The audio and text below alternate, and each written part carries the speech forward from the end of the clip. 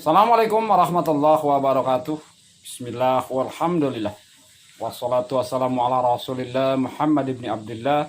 La hawla wa la quwata illa billah amma ba'd. Alhamdulillahirabbil alamin. Para jamaah yang saya hormati, berkat pertolongan Allah Subhanahu wa taala, berjumpa lagi kita masih dalam ngaji ngopi bareng Bang Malik.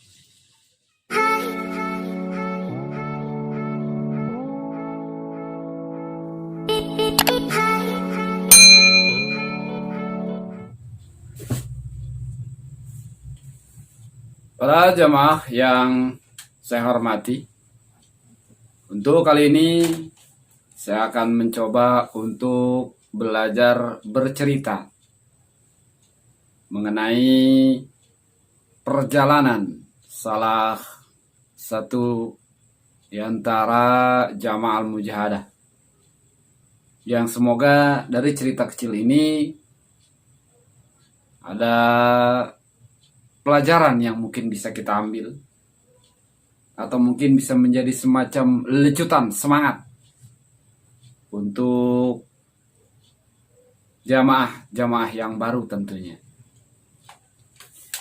Para jamaah yang saya hormati, guru kami di Al-Mujahadah pernah dan sering menyampaikan satu nasihat bahwa untuk belajar di Al-Mujahadah itu tidak empuk, tidak gurih, tidak manis.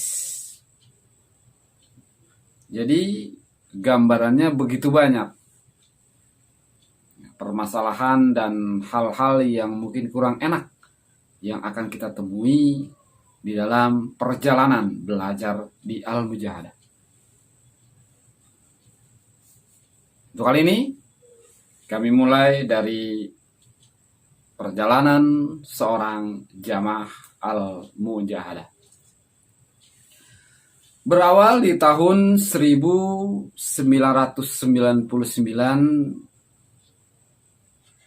ada seorang pemuda yang mulai bergabung di Al-Mujahadah, tepatnya di bulan Juni pada waktu itu.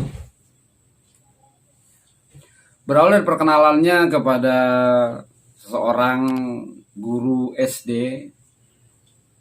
Dari perkenalan itu berkembang menjadi sebuah obrolan kecil yang alhamdulillah akhirnya mengarah kepada satu bentuk kebiasaan sang guru yang beliau juga sudah bergabung sejak lama di Al-Mujahadah.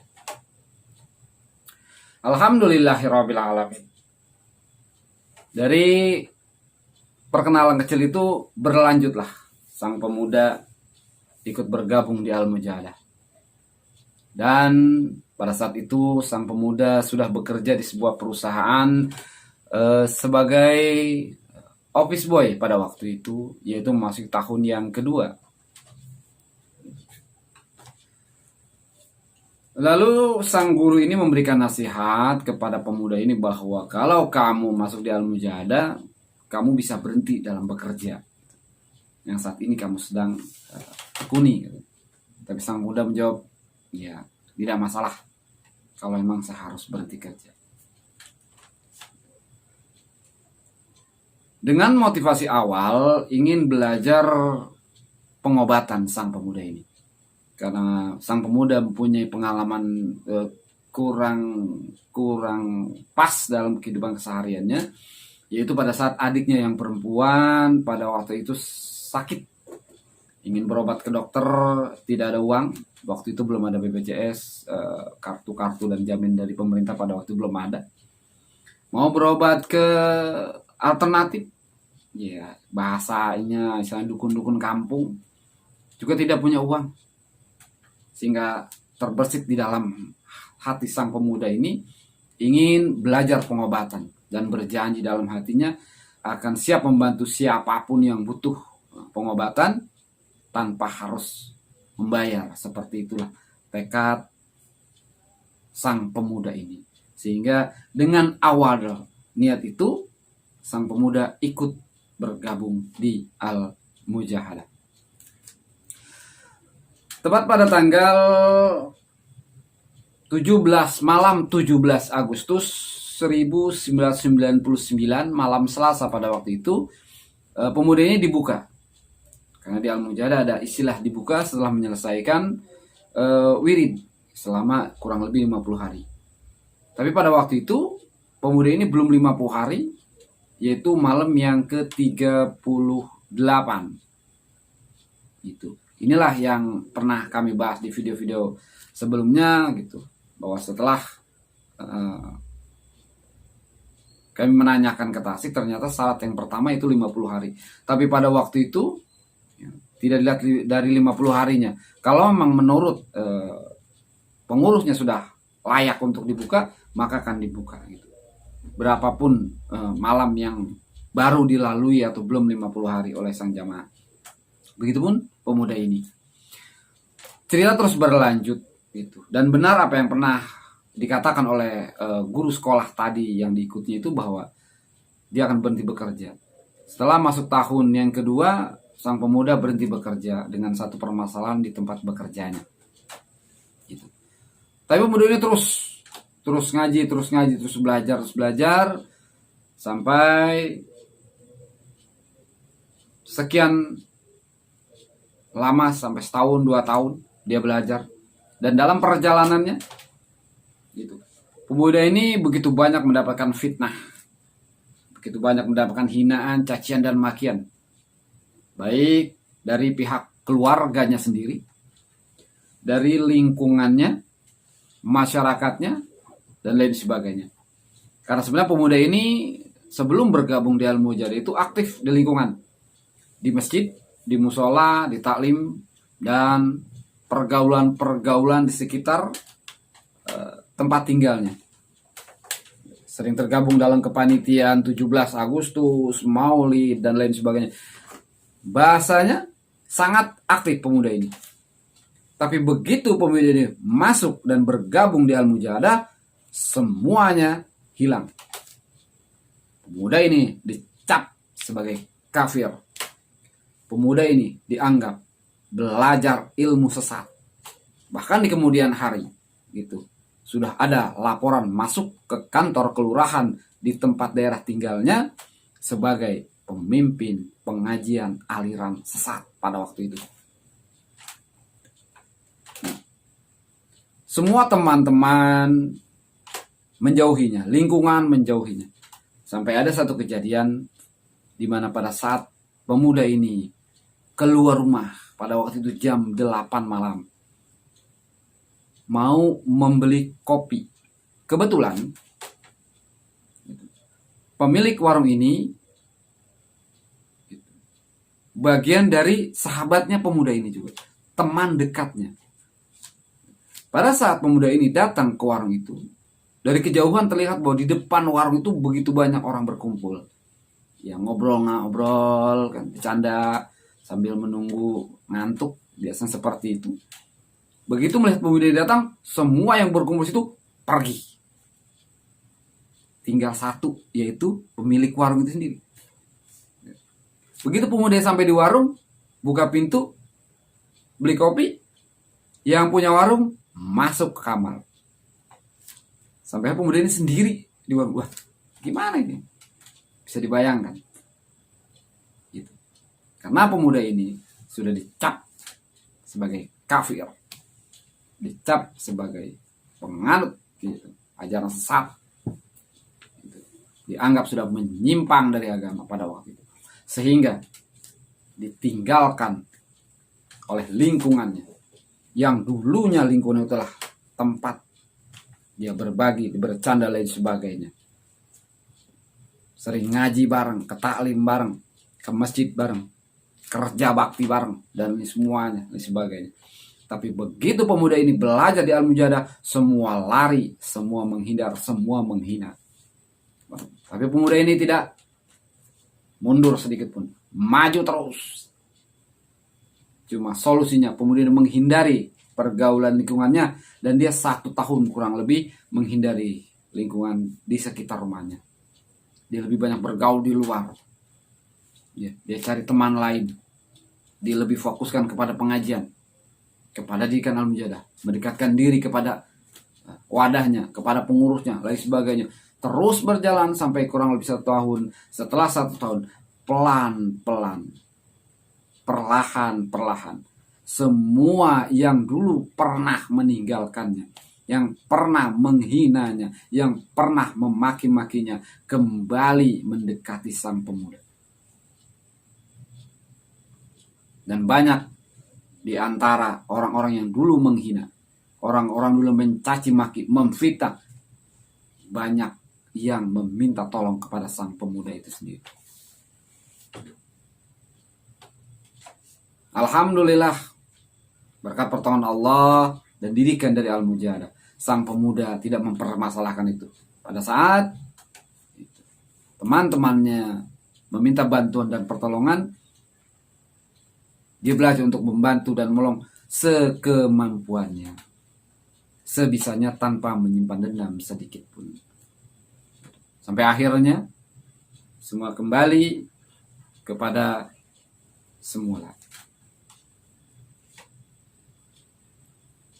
Di tahun berikutnya, sang pemuda mulai dekat kepada seorang gadis yang tentunya dia ingin menikahinya. Lagi-lagi permasalahan datang tanpa alasan yang jelas, tanpa hal-hal yang masuk akal dan logika.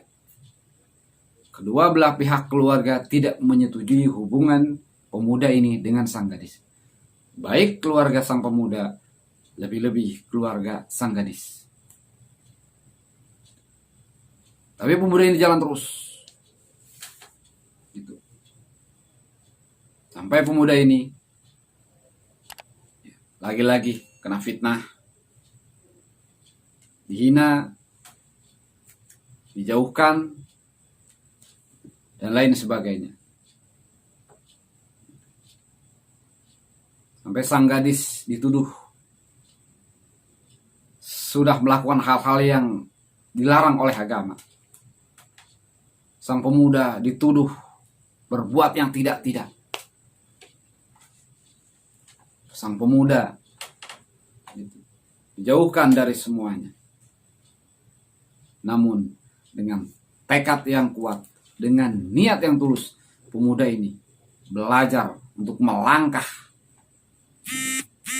belajar untuk memperbaiki sebuah hubungan dan ingin segera menikah. Namun apa daya, kedua belah pihak tidak menyetujui. Karena kebetulan sang gadis adalah anak rantau atau tinggal di seberang sana.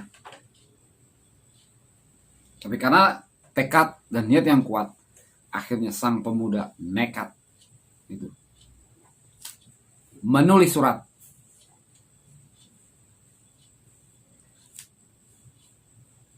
untuk dikirimkan kepada keluarga perempuan dengan memasukkan semacam surat kuasa, disisipkan uang 10.000 rupiah beserta 1 materai 6.000 rupiah. Kurang lebih isi suratnya seperti ini. Assalamualaikum Bapak Ibu yang terhormat. Kami ingin menikah. Kami sudah buatkan surat kuasa, tolong ditandatangani dan kirim kembali surat ini kepada kami dengan uang 10.000 yang kami sisipkan. Kalau dia kurang ajar, memang sangat kurang ajar pemuda ini. Tapi apa daya, sang pemuda tidak punya uang. Sang pemuda hanya punya niat ingin menikah, ingin berbuat baik. Kedua belah pihak keluarga tidak menyetujui. Maka datanglah fitnahan, cacian, makian. Sang gadis dituduh yang tidak-tidak. Gitu. Sampai akhirnya sang gadis diminta pulang ke kampung halamannya. Sampai di sana masih dibuatkan sesuatu berbentuk minuman yang membuat sang gadis lupa kepada sang pemuda. Padahal di sini, di tempat sang pemuda, semua persiapan sudah atau tengah disiapkan. Administrasi, surat menyurat, persiapan untuk persiapan pernikahan, semua tengah dipersiapkan. Tapi di kampung halaman sang perempuan atau sang gadis tadi sudah dibuat lupa oleh sang pemuda ini. Bahkan sang gadis sempat dijodohkan oleh orang lain dari pihak keluarganya, yang tentunya secara ekonomi, secara titel jauh di atas pemuda tadi. Alhamdulillah Rabbil Alamin, Allah menghendaki segala sesuatunya termasuk masalah jodoh. 1 minggu menjelang pernikahan, sang gadis teringat kepada sang pemuda dan kembali ke tempat tinggal pemuda. Sang pemuda itu, alhamdulillah berkat pertolongan Allah, walaupun di tengah terjalnya permasalahan, di tengah semangatnya sang pemuda belajar di al-mujahadah, inilah permasalahan yang dihadapi. Tapi lagi-lagi ini membuktikan bahwa kalau Allah berkehendak kun jadi maka jadi. Karena sang pemuda ingin menikah. Yang pertama, tidak punya modal, tidak punya uang. Yang kedua, tidak direstui oleh kedua belah pihak. Yang ketiga, fitnahan, cacian, makian sudah diterima. Yang keempat, sang pemuda sempat dikirimi sesuatu yang bersifat penyakit. Sedangkan sang pemuda tidak mengerti, tidak paham dengan hal-hal seperti ini. Tapi dengan pertolongan Allah, sang pemuda sehat walafiat sampai dengan titik pernikahan. Yang lebih luar biasanya lagi, sang gadis, karena hari pernikahan dengan pulangnya dia ke kampung halaman itu hanya memakan waktu 1 bulan kurang lebih. Dan selama 1 bulan itu dia pulang kampung, dia kembali ke sini, dia lupa siapa sang pemuda, di mana keluarganya, bahkan siapa teman-temannya, dia lupa semua. Saking luar biasanya hal-hal yang didapatkan di kampung halamannya. Tapi lagi-lagi Allah membuktikan. Dalam perjalanan ini, sang pemuda mendapatkan satu pelajaran yang luar biasa. Bahwa kalau ingin belajar mendekatkan diri kepada Allah Subhanahu wa Ta'ala, Allah akan tolong. Dan ini adalah hal luar biasa. Dan alhamdulillah Rabbil Alamin, sini saya memegang sebuah album foto. Kita lihat album foto pernikahan sang pemuda dengan sang gadis tadi.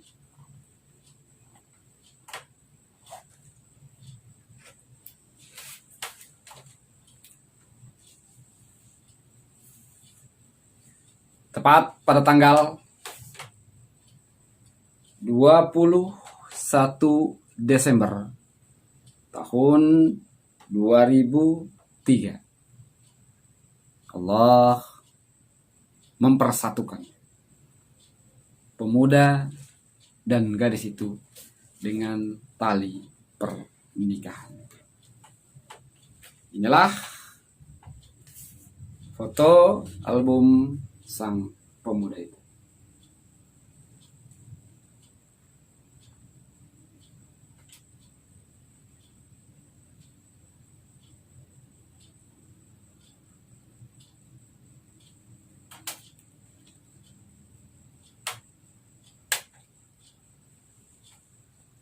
Alhamdulillah Rabbil Alamin, sampai dengan hari ini sang pemuda itu masih sehat walafiat beserta istri dan kedua anaknya. Mungkin hanya itu yang bisa kami sampaikan, yang bisa kami ceritakan. Semoga bermanfaat bagi diri kami dan kita semua. Akhirul kalam, assalamualaikum warahmatullahi wabarakatuh. Salam ngaji ngopi.